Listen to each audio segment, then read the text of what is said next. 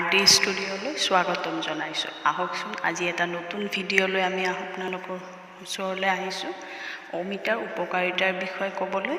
তেন্তে ভিডিঅ'টো আৰম্ভ কৰোঁ। অমিতা আমি বহুতে খাই ভাল পাওঁ, কিন্তু বহুতে আকৌ খাই ভাল নাপায়। কিন্তু এই অমিতা আমাৰ দেহৰ বাবে বহু উপকাৰী। এই ফলৰ 100 গ্ৰামত 39 কেলৰি থাকে।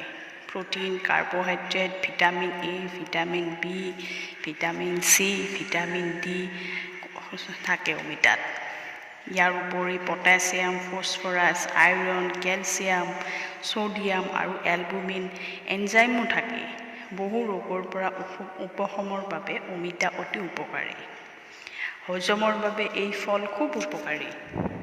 অমিতা খালে শৰীৰ সতেজ হয়, পাকস্থলীৰ অতিৰিক্ত এচিড দূৰ কৰে। যিয়ে গেষ্ট্ৰিক আৰু বুকু জ্বলা পোৰাত ভুগিছে তেওঁলোকৰ বাবে অমিতা অতি উত্তম। অমিতাই ৰোগ প্ৰতিৰোধক ক্ষমতা বৃদ্ধি কৰে। গৱেষণাত দেখা গৈছে অমিতা খালে ইয়াত থকা এণ্টিঅক্সিডেণ্টে শৰীৰৰ ৰোগ প্ৰতিৰোধ ক্ষমতা বঢ়ায়। অমিতা গছৰ ফুল আৰু শিপাও কিডনী ৰোগ, ব্ৰংকাইটিছ আৰু জণ্ডিছৰ বাবে উপকাৰী। কোষ্ঠকাঠিন্য দূৰ কৰাৰ বাবে অমিতা ব্যৱহাৰ কৰা হয়। কেঁচা অমিতা আৰু তাৰ ৰসে হজম কৰাত সহায় কৰে।